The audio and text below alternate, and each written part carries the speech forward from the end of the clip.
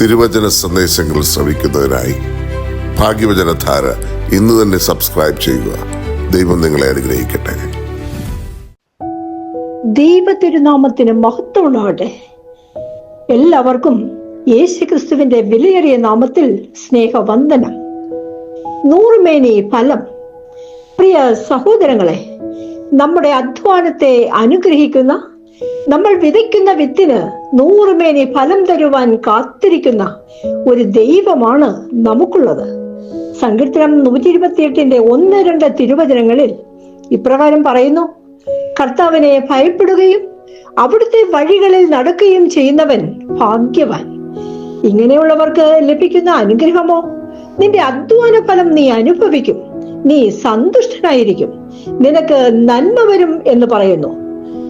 നല്ലത് ചെയ്യുന്നവന് നന്മ പ്രതിഫലം തരുന്ന എന്റെ ദൈവം എന്നെ കാണുന്നു, എന്നെ തന്നെ നോക്കിക്കൊണ്ടിരിക്കുന്നു എന്ന ബോധ്യം നമുക്കുണ്ടെങ്കിൽ നമ്മൾ തിരുവചനപ്രകാരം അവിടുത്തെ വഴികളിൽ മാത്രം നടക്കുകയും അവിടുത്തെ ഭയപ്പെട്ട് ജീവിക്കുകയും ചെയ്യുമ്പോൾ നമ്മൾ ദൈവത്തിന്റെ അനുഗ്രഹങ്ങൾക്ക് നൂറുമേനി ഫലത്തിന് യോഗ്യതയുള്ളവരായി മാറുന്നു. ഉൽപ്പത്തി പുസ്തകം 26:3 ഇസഹാക്ക് കർത്താവിന്റെ ഇഷ്ടപ്രകാരം ഫിലിസ്തീനയുടെ നാടായ ഗെരാറിൽ എത്തിയപ്പോൾ കർത്താവ് പ്രത്യക്ഷപ്പെട്ട് അവനോട് പറയുന്നു: നീ ഇവിടെ തന്നെ കഴിഞ്ഞുകൂടുക, ഞാൻ നിന്റെ കൂടെ ഉണ്ടായിരിക്കുകയും നിന്നെ അനുഗ്രഹിക്കുകയും ചെയ്യും. 12-ാം തിരുവചനത്തിൽ ഇസഹാക്ക് ആ നാട്ടിൽ കൃഷിയിറക്കുകയും അക്കൊല്ലം തന്നെ 100 മേനി വിളവെടുക്കുകയും ചെയ്തു. കർത്താവ് അവനെ അനുഗ്രഹിച്ചു, അവൻ അഭിവൃദ്ധിപ്പെട്ടുകൊണ്ടേയിരുന്നു. സങ്കീർത്തനം 126-5-6 തിരുവചനങ്ങളിൽ കണ്ണുനീരോടെ വിതയ്ക്കുന്നവർ ആനന്ദഘോഷത്തോടെ കൊയ്യട്ടെ.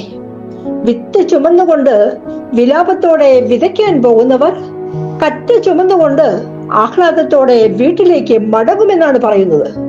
ഈ കണ്ണുനീരെന്ന് പറയുമ്പോൾ നമ്മുടെ വലിയ അധ്വാനത്തിന് ആനന്ദഘോഷത്തോടെ നല്ലൊരു കൊയ്ത്തുണ്ടെന്ന് ഓർക്കണം. കണ്ണുനീരോടെ പ്രാർത്ഥിച്ച് അധ്വാനിക്കുന്നതിന് 100 മേനി ഫലമാണ് സമ്മാനം. സുഭാഷിതങ്ങൾ 10:4 അലസമായ കരം ദാരിദ്ര്യം വരുത്തുന്നു, സ്ഥിരോത്സാഹി സമ്പത്ത് നേടുന്നു. മടിയും അലസതയും മാറ്റിവെച്ച് നമ്മൾ അധ്വാനിക്കുമ്പോൾ നമ്മുടെ കൈകളുടെ പ്രയത്നത്തെ ദൈവം അനുഗ്രഹിക്കും. വീണ്ടും സുഭാഷിതങ്ങൾ 13:4 എത്ര ആഗ്രഹിച്ചാലും അലസന് ഒന്നും കിട്ടുന്നില്ല, എന്നാൽ സ്ഥിരോത്സാഹിക്ക് സമൃദ്ധമായി ലഭിക്കുന്നു എന്ന് പറയുന്നു. വിശുദ്ധ മത്തായി സുവിശേഷം 25 കർത്താവ് പറയുന്ന താലന്തുകളുടെ ഉപമയിൽ 5 താലന്ത് ലഭിച്ചവൻ 5 കോടി സമ്പാദിക്കുന്നു, 2 താലന്ത് ലഭിച്ചവൻ 2 കോടി നേടുന്നു. അവർക്ക് യജമാനിൽ നിന്ന് വലിയ പ്രശംസ ലഭിക്കുന്നു. എന്നാൽ 1 താലന്ത് ലഭിച്ചവൻ അത് മണ്ണിൽ മറച്ചു വെച്ച് യജമാനന്റെ കയ്യിൽ അത് തിരികെ കൊടുക്കുമ്പോൾ ദുഷ്ടനും മടിയനുമായ ഭൃത്യ എന്നാണ് യജമാനൻ അവനെ വിളിക്കുന്നത്. അവന് കിട്ടിയ പ്രതിഫലമോ പ്രയോജനമില്ലാത്ത ആ ഭൃത്യനെ പുറത്ത് അന്ധകാരത്തിൽ തള്ളിക്കളയുക എന്നതായിരുന്നു.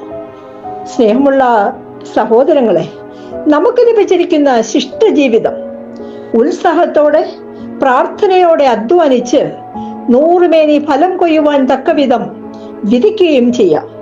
നിന്റെ അധ്വാന ഫലം നീ അനുഭവിക്കും, നീ സന്തുഷ്ടനായിരിക്കും, നിനക്ക് നന്മ വരും എന്ന തിരുവചനങ്ങളുടെ അനുഗ്രഹം നമ്മളിൽ നിറവേറട്ടെ എന്ന് പ്രാർത്ഥിക്കുകയും ചെയ്യാം.